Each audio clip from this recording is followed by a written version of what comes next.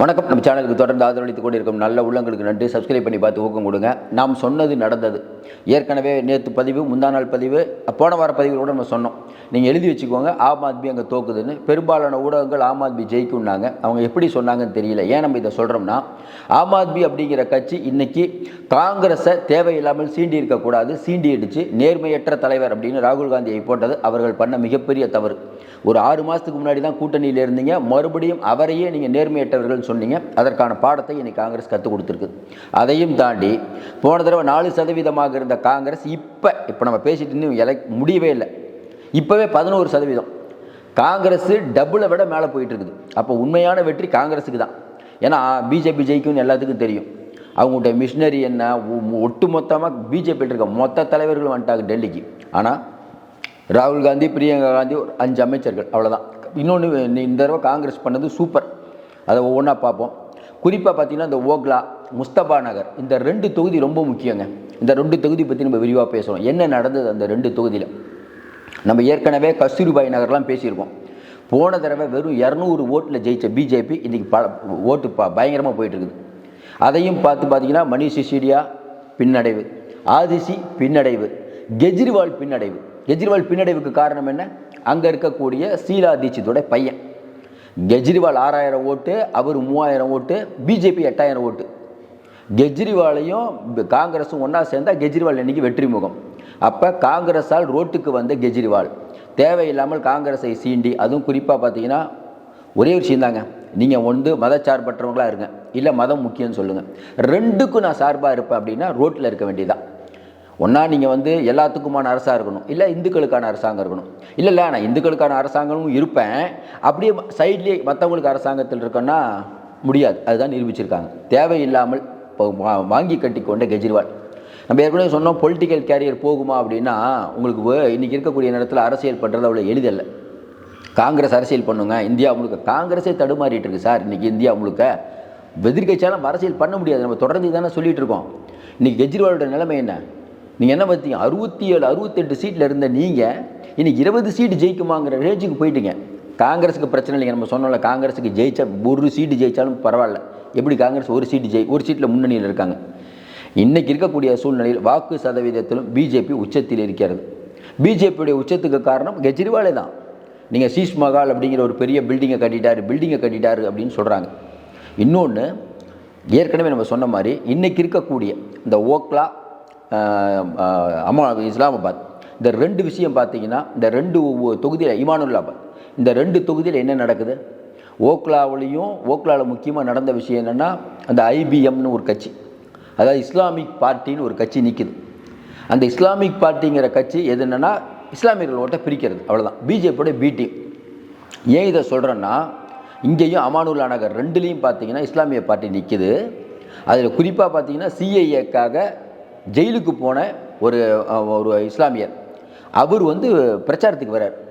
அப்போ என்னென்னா, இஸ்லாமியர்கள் மத்தியில் நம்ம இஸ்லாமியர் கட்சிக்கு ஓட்டு போடணுமா, காங்கிரஸுக்கு ஓட்டு போடணுமான்னு ஒரு குழப்பம்.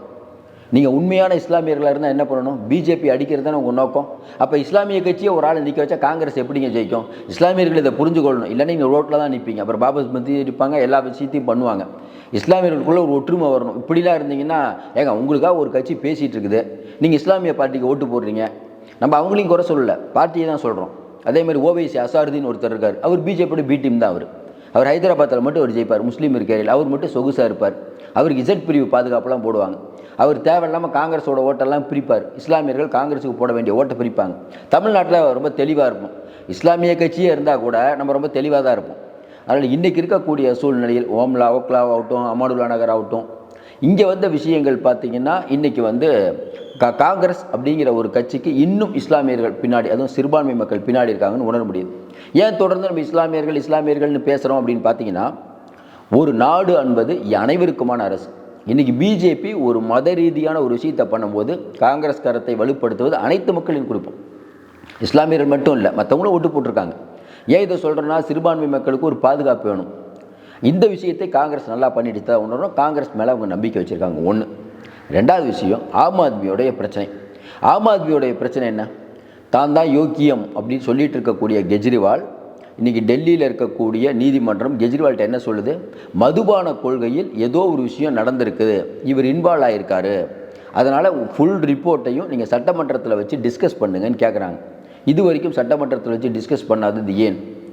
லோக்பால் நீங்கள் லோக்பாலுடைய அறிக்கையை வெளியிடாது ஏன்? இப்படி பலவிதமான குற்றச்சாட்டுகள் ஆம் ஆத்மி மேல் இருக்குது. ஒரு கிளியர் கட்டாக ஒன்று பண்ண முடியலைங்க. இப்போ மம்தா பானர்ஜி இருக்காங்க, ஸ்டாலின் இருக்கார், வேறு யார் நம்ம சொல்லிக்கிட்டே போகிறோம், நிறையா தலைவர்கள் இருக்காங்க, அகிலேஷ் யாதவ், இவங்க மேலே ஏதாவது ஊழல் குற்றச்சாட்டு சென்ட்ரலெல்லாம் சொல்ல முடியுதா?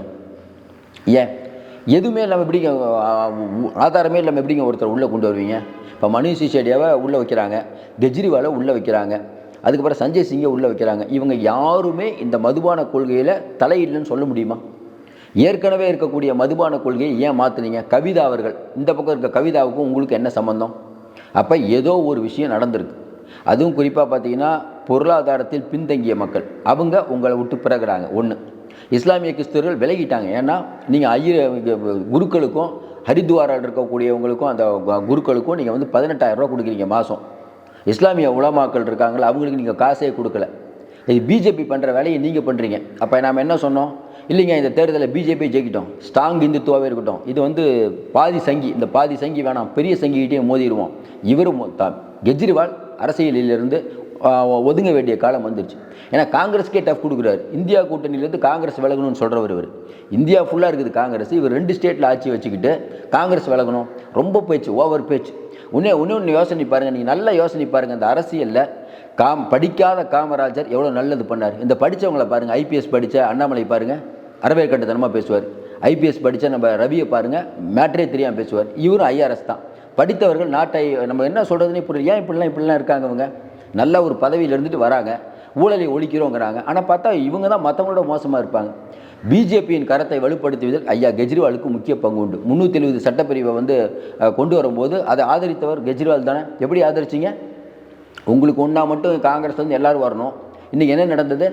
ஃபுல்லாக முக்காடு போட்டு வீட்டில் உட்காந்துருக்கீங்களா? இப்போ என்ன ஆகும்?